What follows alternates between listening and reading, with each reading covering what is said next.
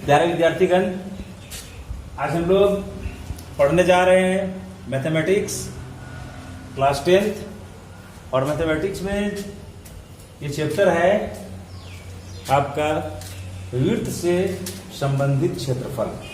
क्षेत्रफल पढ़ना है, एरिया फाइंड करना है हम लोगों को, लेकिन किससे रिलेटेड एरिया फाइंड करना है? वृत्त सर्किल से रिलेटेड एरिया फाइंड करना है। तो आइए सबसे पहले इस पर हम लोग कुछ बेसिक कॉन्सेप्ट है उसको सबसे पहले हम लोग समझते हैं, उसके बाद हम लोग इसके क्वेश्चन में हम लोग जाएंगे। तो ये वृत्त है, सर्किल जिसको हम लोग कहते हैं, ये वृत्त देख रहे हैं आप, आसानी से दिखाई पड़ रहा होगा। इसका अगर उदाहरण पूछा जाए, वृत्त का उदाहरण क्या क्या हो सकता है? घर में जो रोटियां बनाई जाती है, ये वृत्त का उदाहरण है। आप गाजर मूली वगैरह काटते हैं, अगर चाकू से गोल गोल जो काटते हैं सलाद बनाने के लिए, वो सब सारे वृत्त के उदाहरण है। आपके शर्ट पे बटन लगे हुए हैं, वो भी वृत्त के उदाहरण है। सिक्के हैं आपके पास, वो भी वृत्त के उदाहरण है। ये सब सारे ऐसे वृत्त के उदाहरण है, एग्जाम्पल है सर्किल के। तो ये सर्किल है, आप देख रहे होंगे, और ये इसका मिड पॉइंट है, जिसको हम लोग सेंटर कहते हैं, केंद्र कहते हैं। यहां से यहां, यहां से यहां, यहां से यहां, कहीं भी आप लीजिए, किसी भी पॉइंट पर लीजिए, एक समान दूरी आप पाएंगे। इस सेंटर से, केंद्र से, इसका जो बाहरी घेरा है, जिसे हम परिधि कहते हैं, इसको परिधि कहेंगे। और यहां से सेंटर से इसको मिलाने वाली जो रेखा है, जो लाइन सेंटर से परिधि को मिला रही है, इसे हम त्रिज्या कहते हैं। ये त्रिज्या, रेडियस, त्रिज्या कहते हैं इसको। किसी को भी सब इक्वल होंगे आपस में, ऑल आर इक्वल, जितने भी पार्ट्स होंगे सब इक्वल होंगे, सारे रेडियस हैं और सभी का वैल्यू आपस में बराबर होगा, एक ही होगा, एक समान होगा। तो ये रेडियस हो गया, केंद्र से परिधि तक जो मिला रही है रेखा। अब यही रेखा केंद्र से होकर के जाएगी, इस छोर से इस छोर जाएगी। देखिए ऐसे इस छोर से इस छोर जा रही है, किधर से गुजर रही है? पासिंग सेंटर से पास हो रही है, सेंटर से क्रॉस कर रही है, सेंटर को छूते हुए जा रही है। तो इसे हम लोग बोलेंगे व्यास, डायमीटर। व्यास हो गया, डायमीटर हो गया इसका, सर्किल का, वृत्त का। और परिधि तो आप समझ ही गए, सर्कमफ्रेंस, ये बाहरी घेरा जो है। और केंद्र भी समझ गए यार, केंद्र कौन हुआ? Mid point. ये बाहरी घेरा का जो मिड पॉइंट हुआ, जहां से हम बनाते हैं इस वृत्त को, रचना करते हैं, ये सेंटर हो गया। अब देखिए यहाँ पे दो पॉइंट आ गया, परिधि आ गया तो ठीक है, केंद्र आ गया तो केवल परिभाषित करना है आपको। लेकिन यहाँ पे दो पॉइंट आ रहे हैं आपके पास, कौन कौन? रेडियस एंड डायमीटर, त्रिज्या और व्यास। ये दोनों में भी हम लोगों को रिलेशन स्थापित करना है कि क्या रिलेशन है, किसके किसके बीच? त्रिज्या के बीच और व्यास के बीच। इसके बीच, दोनों के बीच का रिलेशन को हम लोगों को जानना है। तभी आपने देखा था कि सेंटर से लेकर के इसके जो छोर तक जो रेखा जा रही है, वह रेखा क्या है? त्रिज्या है।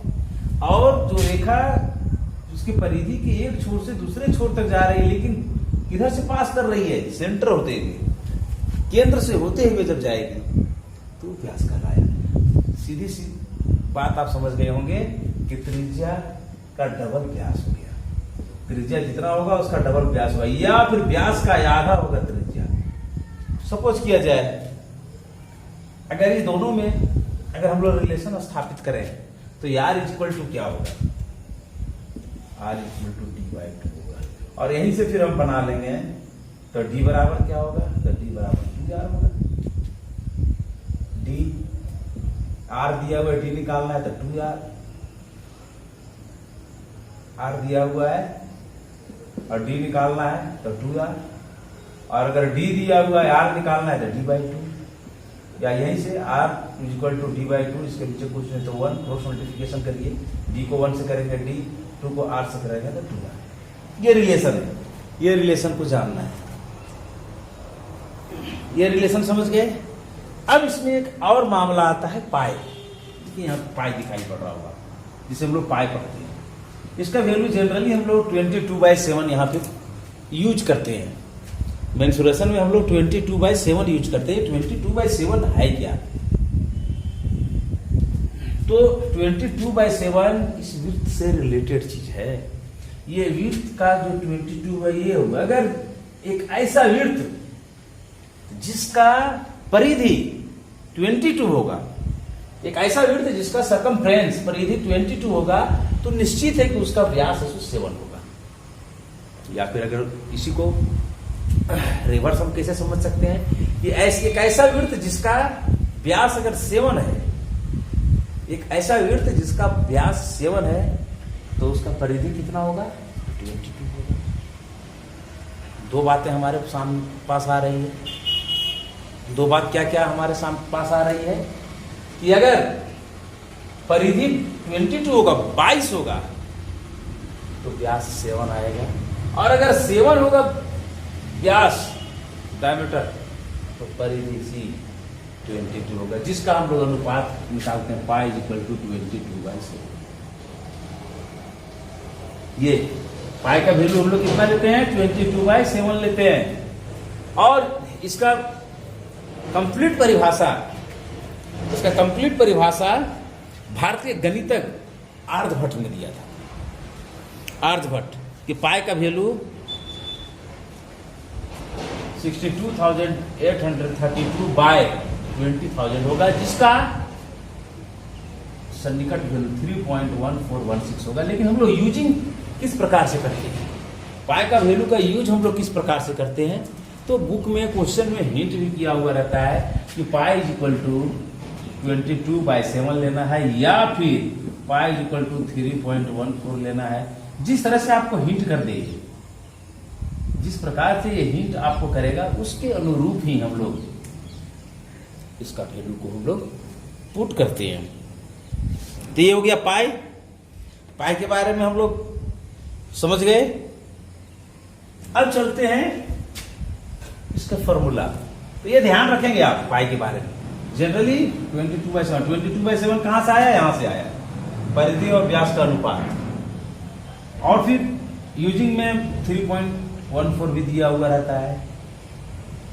जिस तरह से क्वेश्चन आपको हिंट करे, क्वेश्चन हिंट करेगा कि पाई का वैल्यू किस प्रकार से लेना है, उसी प्रकार से आप पुट करेंगे तो रिजल्ट तक आप आसानी से पहुंच जाएंगे। अगर हिंट नहीं किया, क्वेश्चन अगर कुछ हिंट नहीं कर रहा था, पाई का वैल्यू के लिए आप स्वतंत्र है, 22/7 लेने के लिए आप फ्री हैं, बिल्कुल 22/7 आप लेकर के उसका सॉल्यूशन निकाल देते हैं।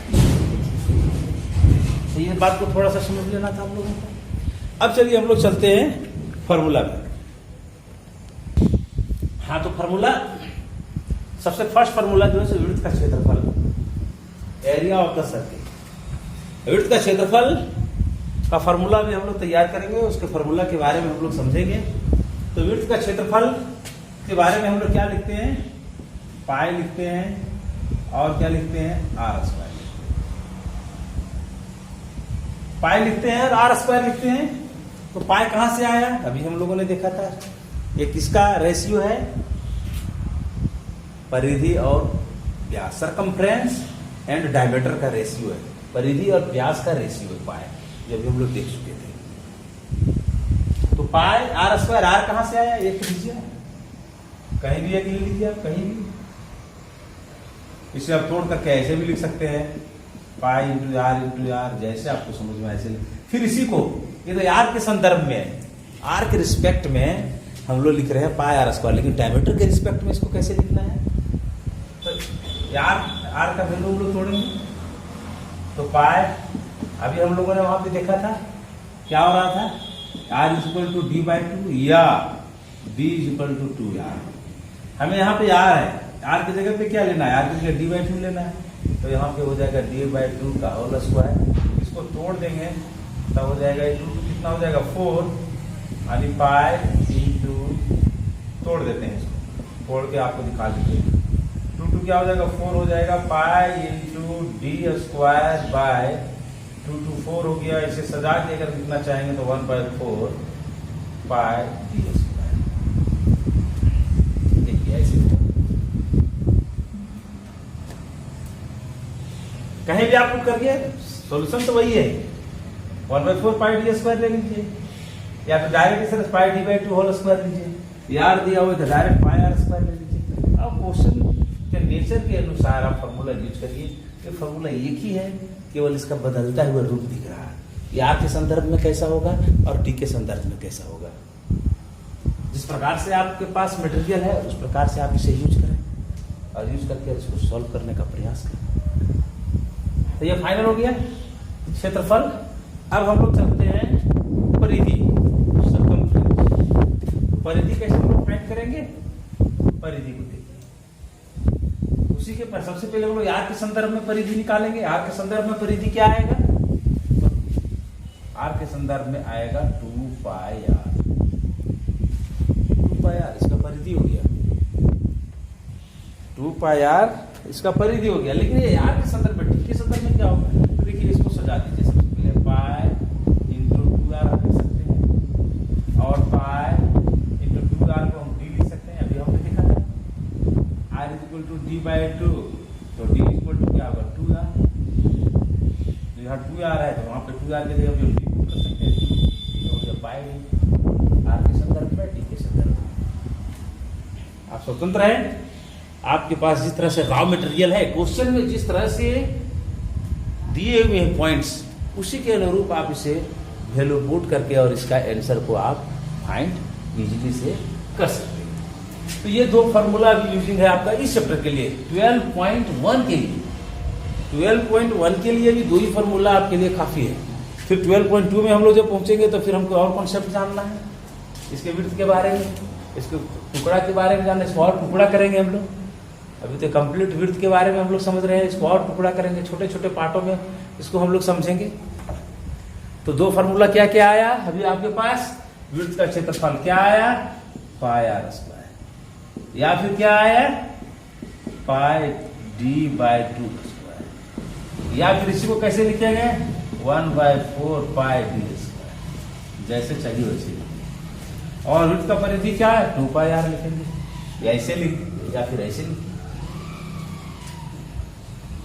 किसी भी तरह से हम इसको डिफाइन करके और इसका आंसर को हम आसानी से इजीली तरीका से इजी वे में हम लोग इसे प्राप्त कर सकते हैं। अब देखिए यूनिट के बारे में थोड़ा सा समझ लीजिए। यूनिट में क्या आएगा, यहाँ पे आर स्क्वायर आ गया, आर और आर मल्टीप्लाई हो रहा है 2 टाइम्स।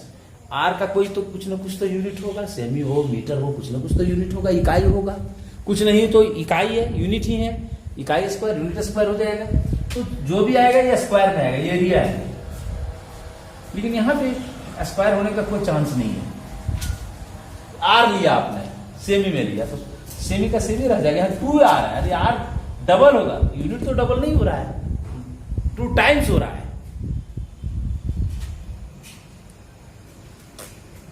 तो ये ध्यान में रखना है हम लोगों को। तो यहाँ पे यूनिट जो है वो आपका सिंपल यूनिट होगा, यहाँ पे जो यूनिट होगा वो स्क्वायर में यूनिट आएगा। तो इस तरह से यूनिट को भी हम लोग राइट करेंगे।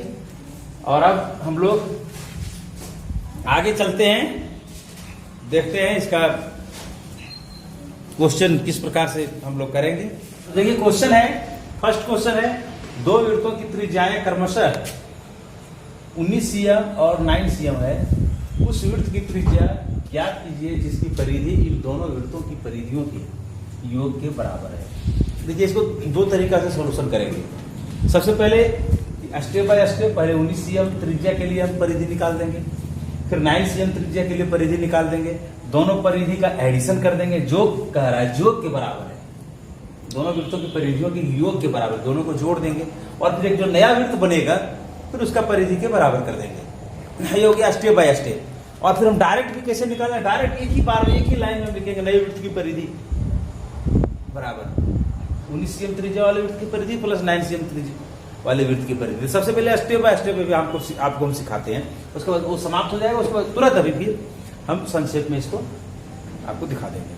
दोनों तरीका से आप देख लीजिएगा, जैसे आपको समझ में आएगा वैसे आप इसका सोल्यूशन करेंगे। तो सबसे पहले हम लोग लिखते हैं 19 cm त्रिज्या वाले वृत्त की परिधि बराबर, इसको हम R1 माने हैं तो यहां पे हम ले लेंगे 2 पाई R1 बराबर 2 इंटू 22/7 इंटू R1 19 है तो 19। छोड़ दीजिए इसको, आगे भी सॉल्यूशन है, इसलिए इसका कंप्लीट सॉल्यूशन अभी हम लोग नहीं करेंगे। दूसरा है ये 9 cm त्रिज्या वाले वृत्त की परिधि, फॉर्मूला क्या चलेगा, 2 पाई या R2 चलेगा, यहाँ पे R2 मान लिए, R2 चलेगा,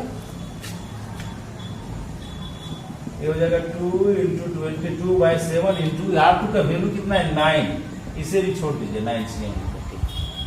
दोनों वृत्त का अब नया वृत्त है, दोनों वृत्त का हम लोग देख चुके हैं, अब नया वृत्त एक जो बन रहा है, ये दोनों को एडिशन करने के बाद तब हम लिखेंगे नए वृत्त, नए वृत्त की परिधि, या फिर यार उसको मान चुके हैं तो यार वृत्त की परिधि इज इक्वल टू क्या लिखेंगे, 2 पाई R लिखेंगे, ये नए वृत्त की परिधि, इसका कुछ वैल्यू नहीं है मेरे पास, इसी तरह से इसको छोड़ देंगे। अब आगे आइए प्रश्न से, यहां पे लिखिए अकॉर्डिंग टू द क्वेश्चन। प्रश्न क्या कह रहा है, ये दोनों को एडिशन करने कह रहा है और उसके बराबर ये होगा, प्रश्न यही ना बोल रहा है, तो हम यहां पे लिखेंगे 2 pi R is equal to 2 into 22/7 into 19 plus 2 into 22/7 into 9। देखिए प्रश्न से इतना सारा बात अब लिखने का कोई जरूरत नहीं है, हमने तीनों स्टेप में तीनों बात को 3 जगह हमने दिखा दिया। अब सीधा हम क्वेश्चन के अनुसार आ जा रहे हैं, क्वेश्चन जो बात को बोल रहा है कि दोनों को जोड़ेंगे, दोनों का योग, दोनों को जोड़ दे रहे हैं, किस दोनों को, ये दोनों को जोड़ दिया जा रहा है, जोड़ दिए, किसके बराबर होगा, एक नया वृत्त जो कर रहा है उस वृत्त की त्रिज्या ज्ञात कीजिए जिसकी परिधि इन दोनों, जिसकी परिधि इन दोनों परिधियों के योग के बराबर हो, यानी कि और है, और को हम यहां पे ले लिया नया, इसका हमको ज्ञात करना है, त्रिज्या इसका ज्ञात करना है, ये दोनों के परिधि के योग के बराबर है, ले लिए। अब देखिए यहां पे, चलिए यहां भी वैल्यू पुट कर दे रहे हैं ताकि आपको समझने में आसान रहे, और यहां पे हम कॉमन ले रहे हैं 2 इंटू 22/7, तो ये हुआ 19 प्लस 9। अब देखिए ये 2 से ये 2 कैंसिल, ये से ये कैंसिल, और क्या बचा इस तरह से आपके पास, यार बराबर दोनों को ऐड कर दीजिए 28 cm, नीचे यहां पे फाइनल कर दीजिए, अतः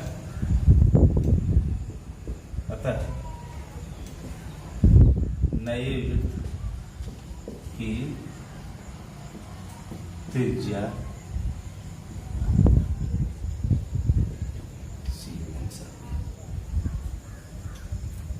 ये आंसर हो गया। लेकिन यही बात को संक्षेप में हमको दिखाना है, इतना बाय स्टेप नहीं करना है, सीधा एक ही बार में हमको काम कर लेना है। तो एक बार में हम सीधा काम कैसे करेंगे, चलिए तो देखते हैं। इसको सबसे पहले हम लोग मिटाते हैं, यही बात को केवल सजा देंगे हम लोग एक लाइन में। अभी हमने सारी चीज को अलग अलग करके दिखलाया, ये सारी चीज को एक ही जगह पे हम लोग एडजस्ट कर देंगे, तो आपको लगेगा कि बड़ा संक्षेप में काम हुआ है। अब बात तो उतना ही है। अब यहां पे क्या लिखेंगे, नए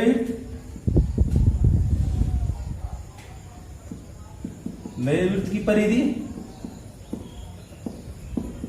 बराबर कौन सा, चाहे आप लिखिए 19 cm त्रिज्या वाले वृत्त की परिधि, या फिर लिखिए R1, जैसे आप लिखना चाहते हैं वैसे आप लिख सकते हैं, कोई दिक्कत नहीं है।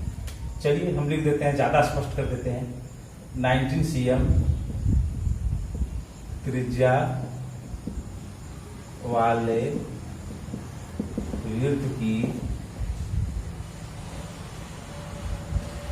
परिधि प्लस 9 cm त्रिज्या वाले वृत्त की,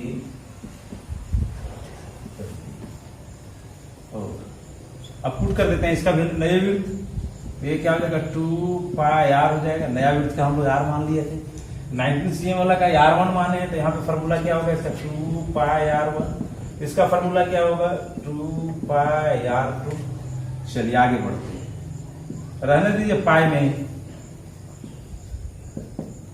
2 और पाई को कॉमन ले लीजिए, क्या बचा R1 प्लस R2 और 2 पाई R। तो यहाँ पे अब 2 पाई R लिखने का कोई जरूरत नहीं है, यहीं पे कैंसिल कर देते हैं।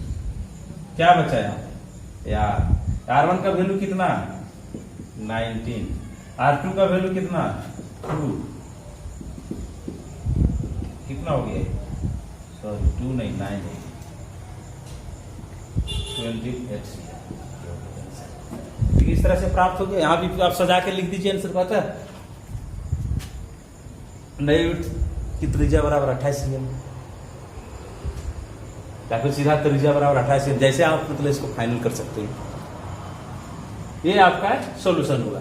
तो वही चीज जो चीज अभी हमने इसके पहले स्टेप बाय स्टेप दिखलाया, वो सारा स्टेप को देखिए यहाँ पे एडजस्ट कर दे, तीनों स्टेप, एक first step, second step, third step, तीनों को यहाँ पे एडजस्ट किया और सॉल्यूशन को एक साथ एडजस्ट कर दिया। यही चीज को वहां पे हमने सेपरेट सेपरेट करके दिखाया, तो आपको लगेगा कि ये सारा लंबा है, पूरा प्रॉब्लम है, ये बड़ा आसान है। बात तो एक ही है, आप समझना है आपको कैसे आप लिखेंगे। ठीक है, प्रैक्टिस करें इसका।